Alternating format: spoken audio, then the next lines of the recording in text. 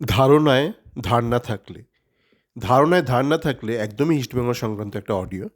আমি দেখছি গতকাল থেকে বা গত দুদিন ধরে বেশ কিছু ইস্টবেঙ্গল ফ্যান, আমি যেখানে চ্যাট ফোরামটা চালাই সেখানে খুব ফ্রাস্ট্রেশন, তাদের মানে কথাবার্তা শুনে খুব দেখছি তারা খুব হতাশ।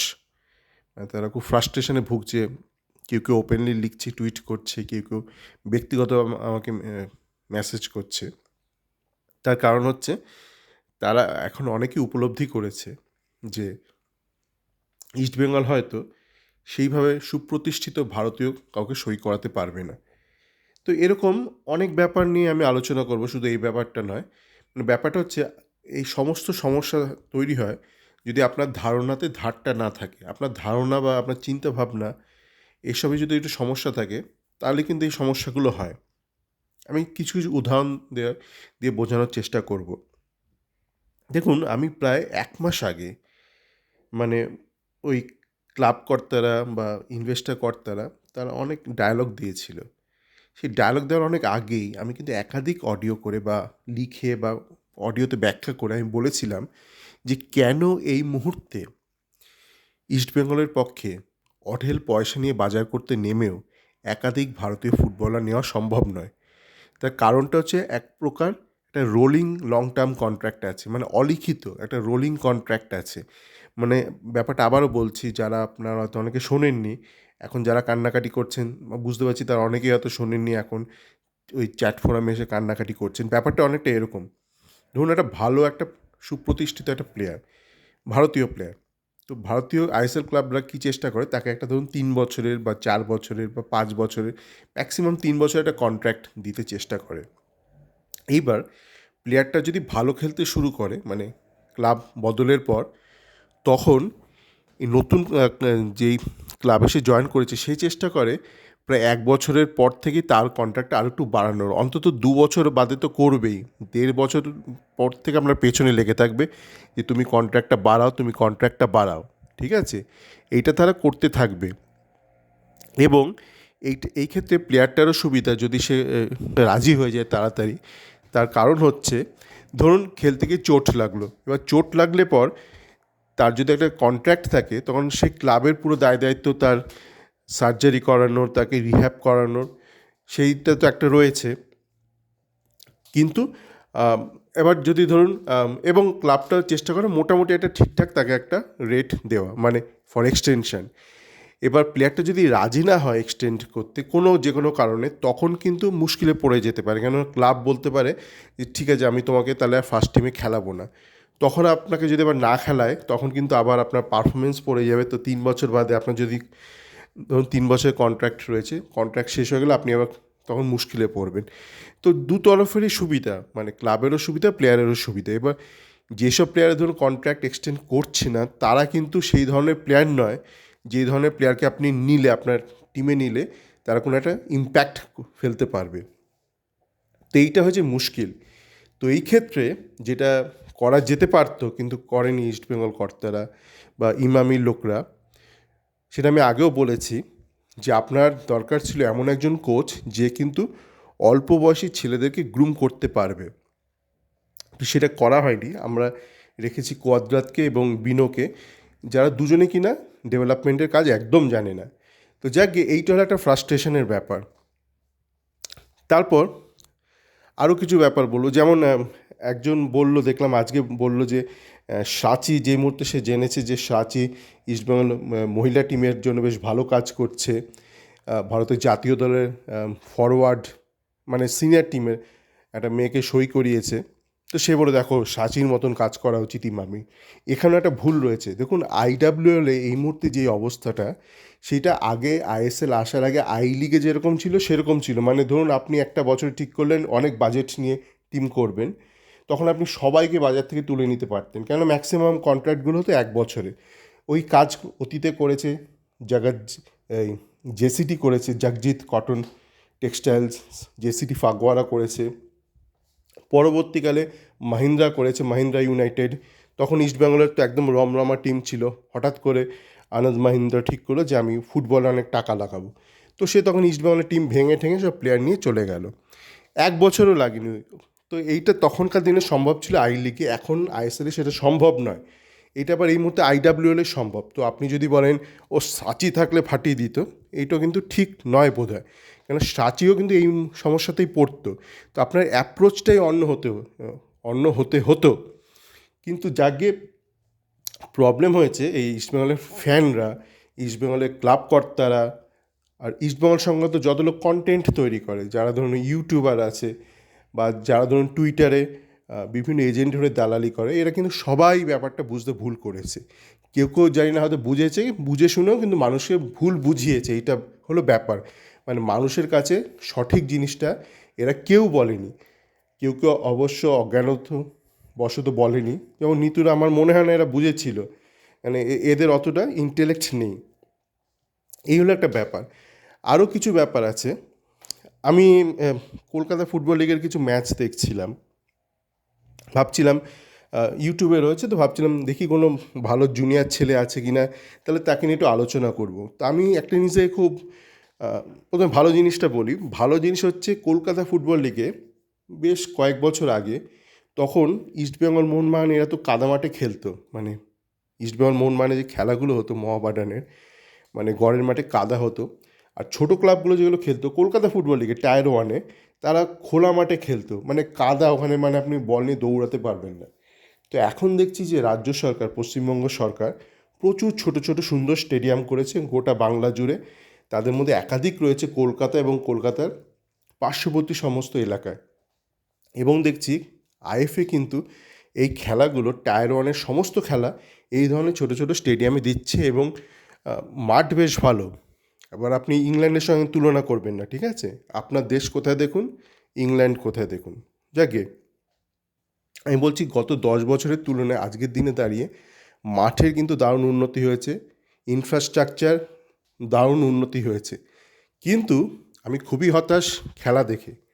তার কারণ দেখছি এখন অনেক ক্লাব তো বিভিন্ন রাজনৈতিক নেতার পৃষ্ঠপোষকতায় চলে, মানে একাধিক যে মানে ক্ষমতায় যারা রয়েছে তৃণমূল কংগ্রেস, তাদের অনেক নেতা বিভিন্ন ক্লাবের সাথে যুক্ত। এর একটা ভালো দিক রয়েছে যে প্রচুর টাকা রয়েছে এই ক্লাবগুলোতে, মানে এদের ফান্ডিংয়ের অসুবিধা নেই, এবং যে ছেলেরা খেলছে তারা অনেকেই ভালো টাকা পাচ্ছে, তাদের ট্রেনিং ভালো, তাদের জার্সির কোয়ালিটি ভালো, যেটা আগেকার দিনে হতো না। মানে কিছুদিন আগেও দেখতেন, মানে কিছুদিন কী ধরলাম 2-3 বছর আগেও দেখতেন বিভিন্ন লোক ইউটিউবে এসে বলতো যে ছোটো টিমের প্লেয়াররা টাকা পায় না, যা এদের টাকা বলা হয়, প্রমিস করা হয়, সেই টাকার কিছুটা অর্ধেক দেওয়া হয়, বাকিটা দেওয়া হয় না। এরকম একাধিক সমস্যা, বেসিক কারণ ছিল ফান্ডিং প্রবলেম। মানে এমন নয় যে ছোটো ক্লাবরা ইচ্ছা করে চিটিংবাজি করতো, অর্থকষ্টে এরা প্রত্যেকে ভুগতো। কিন্তু এখন দেখলাম এই মুহূর্তে বেশ অনেক ক্লাব রয়েছে, ডায়মন্ড হারবার থেকে শুরু করে আপনার কালীঘাট স্পোর্টস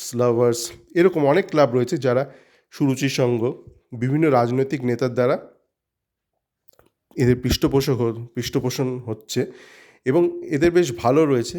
কিন্তু এরা বেশিরভাগই আমি দেখছি যেসব প্লেয়ারদের নিয়ে খেলাচ্ছে এরা, তাদের দিয়ে আপনি আইএসএলে কিছু করতে পারবেন না, মানে তারা আইএসএল মেটেরিয়াল নয়। তখন এরা কী করেছে, এদের যেহেতু টাকা রয়েছে, এদের একটা চাপ রয়েছে যে আমাদের ভালো কিছু রেজাল্ট করতে হবে, তাই তারা সুপ্রতিষ্ঠিত, মানে মানে ভারতীয় ফুটবল মার্কেটে সুপ্রতিষ্ঠিত কিছু স্থানীয় এবং ধরুন নর্থ ইস্টের ছেলে বা অন্যান্য রাজ্যের ছেলেদের খেলাচ্ছে। কোন ধরনের ছেলেদের খেলাচ্ছি, সেই ধরনের ছেলেদের খেলাচ্ছি। এখানে হলো প্রবলেম, যে ধরনের ছেলেদের আইএসএলে যাওয়ার কোনো সুযোগ নেই আগামী দিনে। মানে তারা হয়তো কেউ কেউ আই লিগ খেলেছে বা আগামী দিনে হয়তো আই লিগ অবধি তারা যেতে পারে, কিন্তু তাদের পক্ষে আইএসএলে যাওয়া সম্ভব নয়। তাদের যা টেকনিক্যাল ক্ষমতা রয়েছে বা অক্ষমতা রয়েছে, আর তাদের যা বয়স, তার দরুন এই মুহূর্তে তাদের পক্ষে আর আইএসএল খেলা সম্ভব নয়। তো এই ধরনের প্লেয়ারে পুরো ভরে গেছে। এবার আমি একটাই শুধু দেখলাম এই টিমগুলোর মধ্যে, থাকতে পারে, আমি তো সব ম্যাচ দেখিনি, আমি দেখলাম কলকাতা পুলিশ, মানে ক্যালকাটা পুলিশ ক্লাবে বেশ কিছু অল্প বয়সী ছেলে খেলছে। তো আমি গতকাল টুইট করলাম যে একটা ছেলের কথা, একটা 17 নম্বর একটা উইঙ্গার, নামটা মনে পড়ছে না, লেফট উইংয়ে খেলে। তো আমি বললাম এই ছেলেটা খেলাটা একটু নজরে রাখতে হবে, দরকার হলে ইস্টবেঙ্গল ক্লাব যেন ভাস্কর গাঙ্গুলিকে বলে এর খেলাটা একটু নজরে রাখার জন্য। তো দেখলাম একটা ছেলে উত্তর দিল, দাদা এর খেলা একটু ক্লামজি আর স্লো। এখন আপনাকে এই ব্যাপারগুলো একটু ভাবতে হবে। স্লো বা ধীরে খেলছে একটা প্লেয়ার দুটো কারণে হতে পারে। এক হচ্ছে গোটা টিমটা ধীরে ধীরে খেলছে বা স্লো খেলছে, সেটা একটা কারণ হতে পারে। আরেকটা কারণ হতে পারে সে স্লোর বেশি, সে ব্যক্তিগতভাবে সে স্লো, মানে তার স্পিডটা বাড়ালে সে বল কন্ট্রোল রাখতে পারবে না। তো এটা আমাদের একটু বুঝতে হবে, এই ব্যাপারগুলোর জন্য ভালো করে খুঁটিয়ে খুঁটিয়ে একাধিক ম্যাচ দেখতে হয় একটা প্লেয়ারের। আর ক্লামজি ব্যাপারটাও ওইটা অনেকটা ওই ক্ষেত্রে নির্ভর করে, মানে গোটা টিম কীরকম খেলছে। তো যাকে আমার প্রশ্ন হচ্ছে যে আপনি কিন্তু সিএফএল টায়ার ওয়ানে একদম পারফেক্ট ছেলে পাবেন না যাকে তুলবেন আর আইএসএল টিমে ঢোকাবেন। আপনাকে তুলে তাকে একটু ট্রেনিং দিতে হবে, মানে ভালো প্লেয়ার হলেও আপনাকে তুলে একটু মেরামতি করতে হবে। তো আপনাকে দেখতে হবে কোন প্লেয়ারকে আমি তুলতে পারি এবং মেরামতি করে তাকে আগামী দিনে হয়তো আইএসএলে পাঠাতে পারি। এখন প্রশ্ন হচ্ছে, ধরুন এই যে ছেলেটার কথা বললাম, এই ছেলেটার সঙ্গে আপনার কাকে তুলনা করতে হবে যারা ধরুন খেলছে ওরকম উইং আপ পজিশন ইস্ট বেঙ্গলে। যেমন ধরুন রোশালের প্রায় 2 বছর হতে চললো ইস্ট বেঙ্গলে। আপনি যদি ওর এখন খেলা দেখেন, মানে আমার মনে হয় রোশালের থেকে ছেলেটা বেটার। ঠিক আছে, এবার রোশালের থেকে বেটার বলে যে একে নিতে হবে তার কোনো মানে নেই।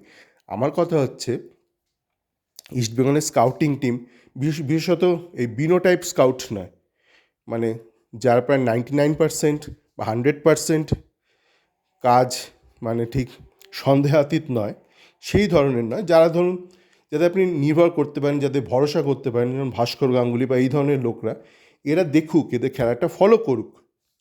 কলকাতা ফুটবল লিগ তো অনেকগুলো ম্যাচ জুড়ে হবে, তো এদের খেলাটা ফলো করুক, অন্তত 10টা ম্যাচ দেখুক, তারপর নির্ণয় করুক। এবং দরকার হলে একজন নয়, দরকার হলে ভাস্করের সাথে আপনি মিহির বোস বা আপনি মনোরঞ্জন দুজনকে দিয়ে দিন, মানে দুজন একসাথে ঘাপলা করার চান্স কম, দুজনেই ইন্ডিপেন্ডেন্টলি ইভ্যালুয়েট করুক, তারপর বসুক, একটা সিস্টেম থাক। মানে এমন নয় যে আমি এলাম, আমার কেরালা থেকে 4টাকে তুলে নিয়ে এলাম, এসে ডাম্প করে দিলাম। তবে আমার এখন যা মনে হচ্ছে, এই কলকাতা ফুটবল লিগের এখন যা অবস্থা দেখলাম, সমস্ত ক্লাবের হাতে অনেক টাকা আছে, এবার টাকা আসার ফলে কি হয়েছে, এরা কেউ আর জুনিয়র ছেলেদের সুযোগ দিচ্ছে না। তো সেক্ষেত্রে হয়তো আমাদেরকে হয়তো ভালো যদি জুনিয়র ছেলেকে তুলতে হয়, যেমন শ্যামল বেসরা টাইপ, তাহলে আমাদেরকে হয়তো সিএফএল টায়ার 2 বা টায়ার 3তে চলে যেতে হবে। কেননা সিএফএলের যে লোয়ার ডিভিশনগুলো রয়েছে সেগুলো হচ্ছে এজ রেস্ট্রিক্টেড, মানে এজ লিমিটেড, মানে আন্ডার 19, আন্ডার 17, আন্ডার 15 এরকম করে রয়েছে। তো আপনার যে জুনিয়র লেভেলগুলো রয়েছে সেখানে কিন্তু অল্প বয়সী ছেলেরা খেলছে। ঠিক আছে, সেখানে কোনো ক্লাবের হাতে টাকা থাকলেও উপায় নেই, তাকে খেলাতেই হবে আন্ডার 17 বা আন্ডার 19 ছেলেদেরকে। তো সেখান থেকে কিন্তু আপনি পেতে পারেন ছেলে যাদেরকে আপনি ইস্টবেঙ্গলে এনে একটু ঘষা মাজা করে আইএসএলে আপনি নামিয়ে দিতে পারেন। কেননা আপনি দেখুন এখন যা ট্রেন্ড, মোটামুটি বিশ্ব ফুটবলও দেখবেন, আপনাকে মোটামুটি 20, 21, 22-এর মধ্যে আপনাকে কিন্তু সিনিয়র টিমে ঢুকতে হবে। ঠিক আছে, তো সেটা যদি আপনাকে করতে হয় তাহলে কিন্তু আপনাকে মোটামুটি 18-19-এর মধ্যে একটা ভালো ক্লাবে ঢুকতে হবে, ঢুকে আপনি 1-2 বছর ঘষা মাজা হয়ে তারপর সিনিয়র টিমে গেলেন। তো 18-19 বছরের ছেলেদেরকে আপনি আর কিন্তু টায়ার ওয়ানে পাবেন না, সিএফএল টায়ার ওয়ানে আপনি আর ওদের পাবেন না।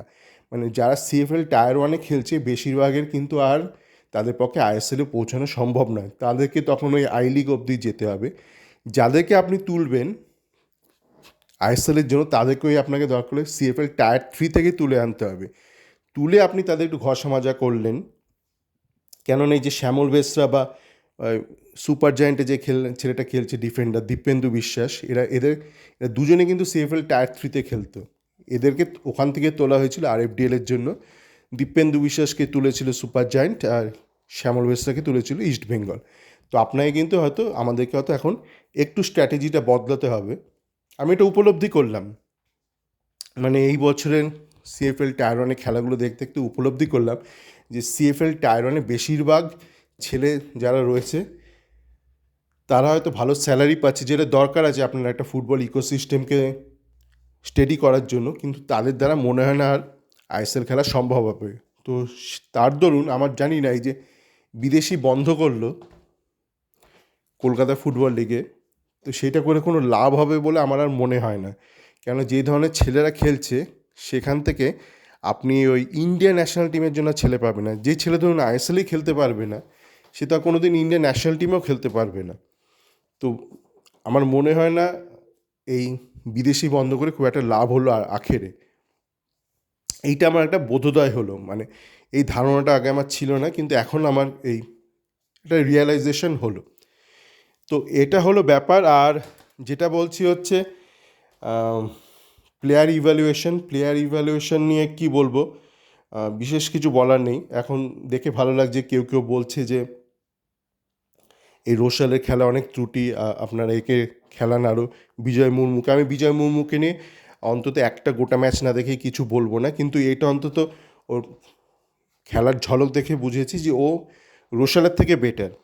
আর রোশাল টাইপ ছেলেদেরকে নিয়ে আপনি কোনো দিনই আইএসএল অবধি যেতে পারবেন না। কিন্তু আমি বিজয় মুর্মু, রোশাল মন্দ বলে বিজয় মুর্মু উত্তম সেটা এই মুহূর্তে বলবো না। আগে আমি বিজয় মুর্মুর খেলা দেখবো ভালো করে, তো তারপর বলবো মানে বিজয় মুর্মুকে দিয়ে আমরা কোনো আশা ভরসা করতে পারি কি পারি না। তো এটাই বলার ছিল যে এই ধ্যান ধারণা এগুলোকে একটু ঠিক করতে হবে। আর এই মুহূর্তে করণীয় কি, এই মুহূর্তে করণীয় প্রথমে আপনি একটু বুঝুন যে আপনি ভুল করেছেন। হ্যাঁ, মানে আপনি অ্যাজ আ ফ্যান, ক্লাব কর্তাদের ছাড়ুন, আপনি অ্যাজ আ ফ্যান ব্যাপারটা বুঝতে ভুল করেছেন।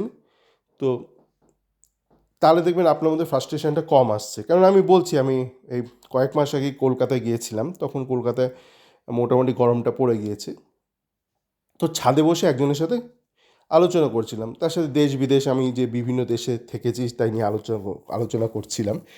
তো আমাকে এসে বললো, তুমি এতক্ষণ রয়েছো ছাদে, নিচে চলো, এসি ফেসি রয়েছে, তোমার গরম লাগছে না? আমি বললাম, আমার গরম লাগছে না। বলছি, তুমি তো ঠান্ডা থেকে এসছো। আমি বললাম, হ্যাঁ, তো কী হয়েছে? আমি বললাম, আমার ঠান্ডাতেও ঠান্ডা লাগে না, গরমেও গরম লাগে না। তার একটাই কারণ, আমি যখন যেখানে যাচ্ছি বা যেখানে রয়েছি, আমি সেখানকার সম্পর্কে নিজের মনটাকে তৈরি করিনি। আমি যখন কলকাতায় গ্রীষ্মকালে যাব, আমি জানি যে আমাকে গরমে থাকতে হবে। আমি যদি কোথাও একটা ঠান্ডার দেশে যাই, আমি জানি আমাকে ঠান্ডায় থাকতে হবে। যদি বর্ষার মধ্যে, আমি এই মেন্টাল প্রিপারেশনটা খুব দরকার। তো আপনি যেই মুহূর্তে আপনি যদি বুঝতেন অন্তত এক মাস আগে যে ইস্টবেঙ্গলের পক্ষে ওইভাবে সম্ভব নয়, মানে টাকা নিয়ে গিয়ে সবার বাড়ি ভেঙে, সবার সংসার ভেঙে, সমস্ত সুপ্রতিষ্ঠিত ইন্ডিয়ান প্লেয়ারদের নিয়ে চলে আসবে, তাহলে কিন্তু আজকের দিনে দাঁড়িয়ে আপনার অতটা ফ্রাস্ট্রেশন হতো না। ঠিক আছে, এটা বোঝেননি বলে এই ব্যাপারটা হয়েছে।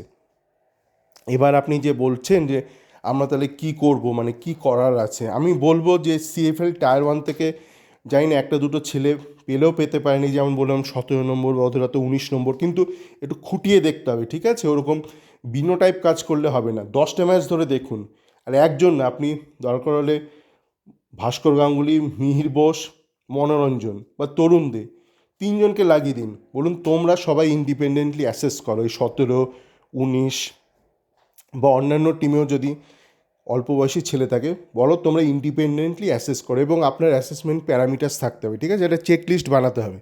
ওই মুখের কথা করলে হবে না, ওটা কোনো সিস্টেমই না।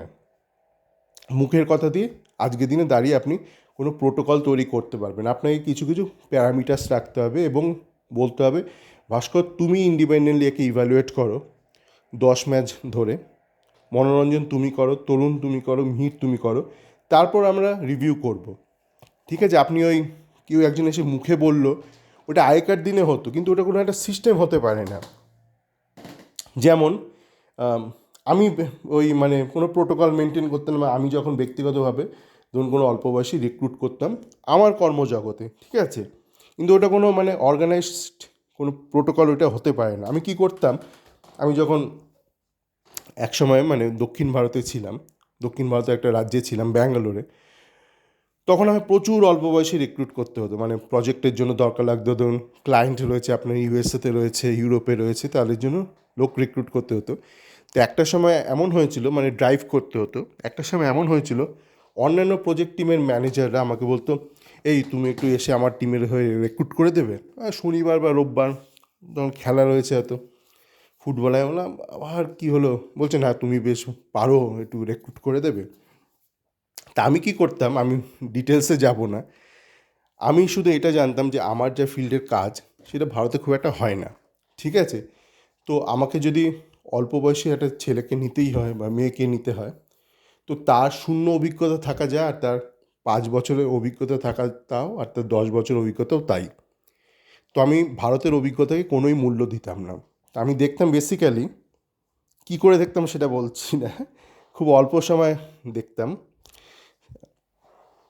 যে তাকে দিয়ে আমি কাজটা নামাতে পারবো কি না, মানে তাকে আমি কাজটা শেখাতে পারবো কি না, এবং সে স্কেলেবল কিনা। ধরুন তাকে কাজটা শেখালাম, আগামী দিনে তাকে যদি ইউরোপ বা ইউএসএতে পাঠাতে হয় তাকে পাঠানো যাবে কিনা, মানে whether this guy is scalable and whether this guy is trainable, ঠিক আছে, তার মধ্যে কাজ শেখার ক্ষমতা আছে কিনা, আর মনটাও তার মানে ওই ধরনের ক্ষমতা, তার সে মানসিকভাবেও প্রস্তুত কিনা কোনো জিনিস শেখার এবং বড় হবার, এটা খুব ইম্পর্টেন্ট। তা আমি খুব মানে কনভেনশনাল কিছু না, নন কনভেনশনাল কিছু টেকনিক ইউজ করতাম, করে এইভাবে প্রচুর ছেলেমেয়েকে আমি তুলেছিলাম।